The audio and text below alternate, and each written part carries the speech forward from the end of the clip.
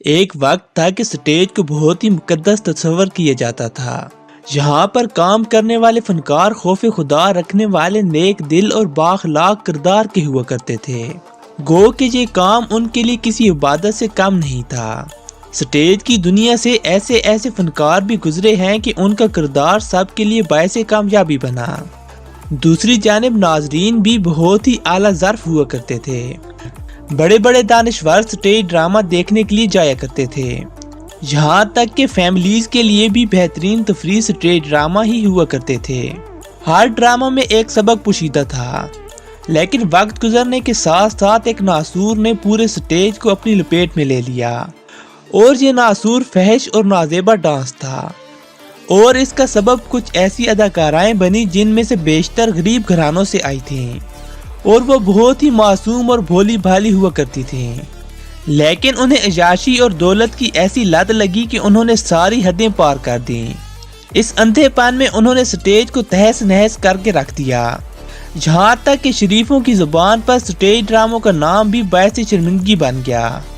ناظرین میں دانشوروں کی جگہ شرابیوں اور تماشائیوں نے لے لی، جو کہ نازیبا ذومانی جملوں اور فحش ڈانس سے اپنی ہوس کی تسکین کرنے لگے۔ ان اداکاراؤں نے شرم و حیا کی تمام حدیں پار کر دیں۔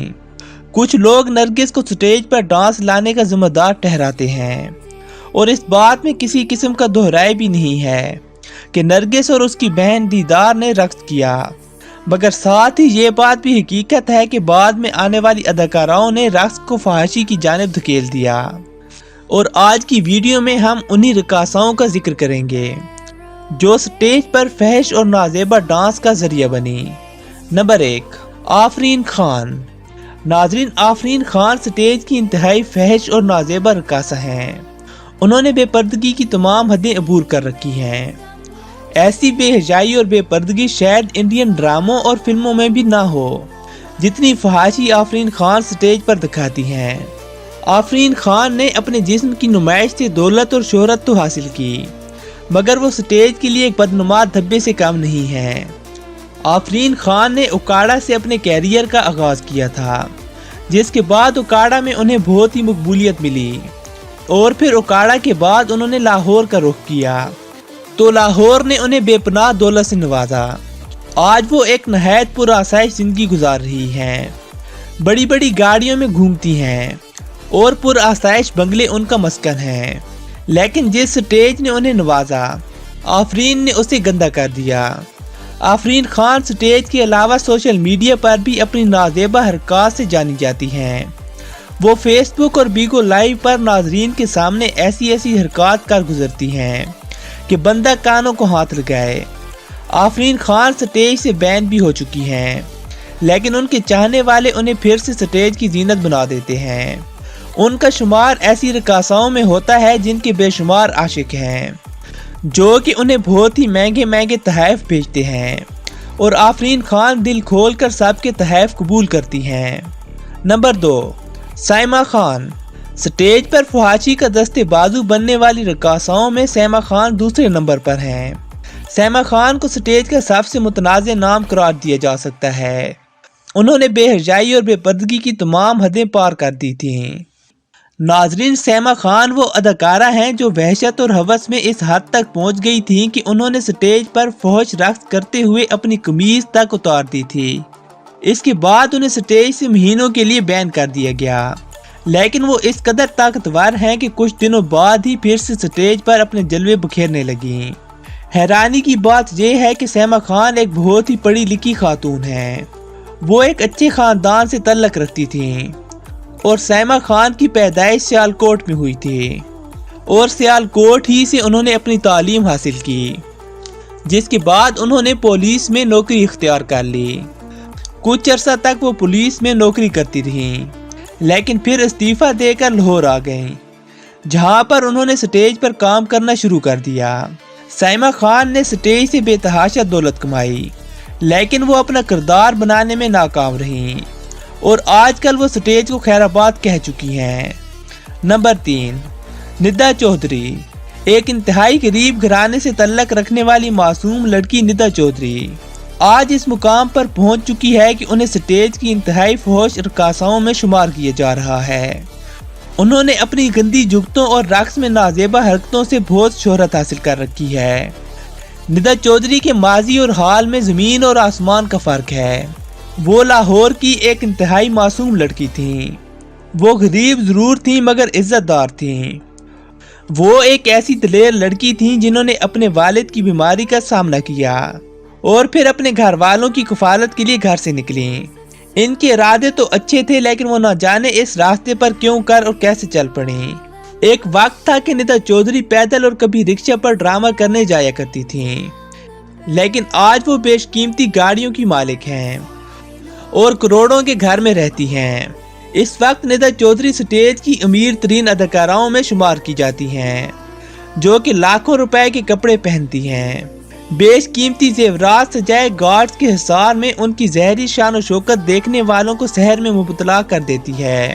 ایک طرف ندا چودھری رومانی اور ہوس پرست جملوں کا بے دریغ استعمال کرتی ہیں اور دوسری طرف رقص کے دوران شائقین کے جوش و جذبے کو ابھارنے کے لیے ولگر ڈانس بھی کرتی ہیں، اور شاید یہی وجہ ہے کہ پروڈیوسرز انہیں ایک ڈرامے کے لیے لاکھوں روپے معاوضہ دیتے ہیں، بلکہ ہر ایک پروڈیوسر زیادہ سے زیادہ قیمت پر انہیں اپنے ڈرامہ میں کاسٹ کرنا چاہتا ہے۔ ایک وقت تھا کہ ندا چودھری آزاد پنچھی ہوا کرتی تھیں۔ وہ نہ ہی کسی کے تحائف قبول کیا کرتی تھیں اور نہ ہی معاشقوں پر توجہ دیتی تھیں، لیکن آج کی ندا چودھری دیوانوں کے تحائف بھی قبول کرتی ہے اور عاشقوں کی عرضیاں بھی۔ نمبر 4، ناظرین، مہرو جان بھی ان رقاصاؤں میں شامل ہے جنہوں نے سٹیج پر فحاشی اور عریانی پھیلانے میں کوئی کسر نہیں چھوڑی۔ مہرو جان کا شمار سٹیج کی ٹاپ ریٹڈ ڈانسرز میں ہوتا ہے۔ سٹیج پر انہوں نے زیادہ تر وقت انجمن شہزادی کے ساتھ گزارا، لیکن ان کی موت کے بعد یہ جوڑی ٹوٹ گئی۔ مہرو جان نے سٹیج کے علاوہ دیگر میڈیا پلیٹ فارمز کے ذریعے بھی شہرت کے جھنڈے گاڑ رکھے ہیں۔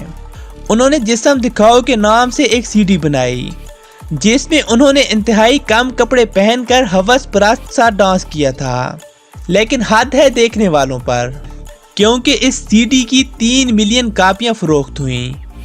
مہرو جان نے بہت ہی کم عرصے میں اپنی جگہ بنائی، لیکن زیادہ ٹک نہ سکیں اور سٹیج سے غائب ہو گئیں۔ آج کوئی نہیں جانتا کہ مہرو جان کہاں ہے اور کیا کرتی ہے۔ نمبر 5، خوشبو خان۔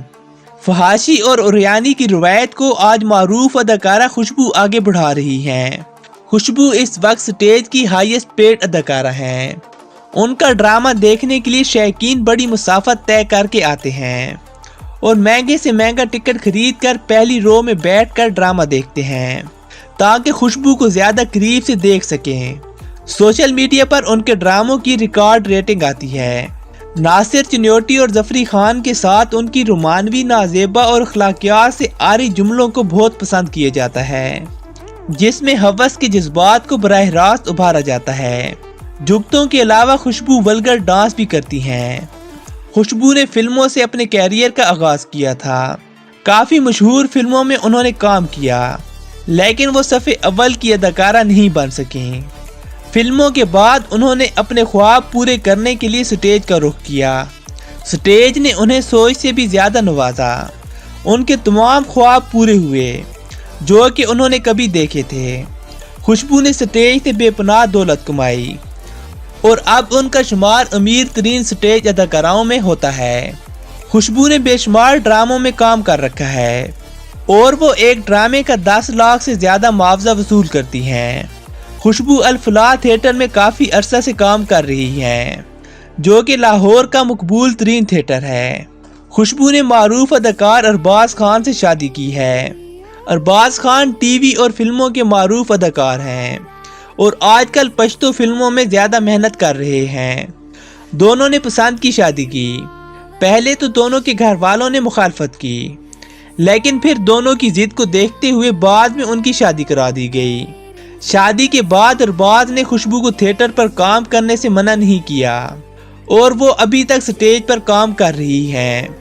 خوشبو اور ارباز کو اللہ تعالیٰ نے اولاد سے بھی نوازا ہے، جس کی پہلی سالگرہ انتہائی دھوم دھام سے منائی گئی، جہاں پر سٹیج سمیت کئی ایک نامور فنکاروں نے شرکت کی اور خوب ہلا گلا کیا۔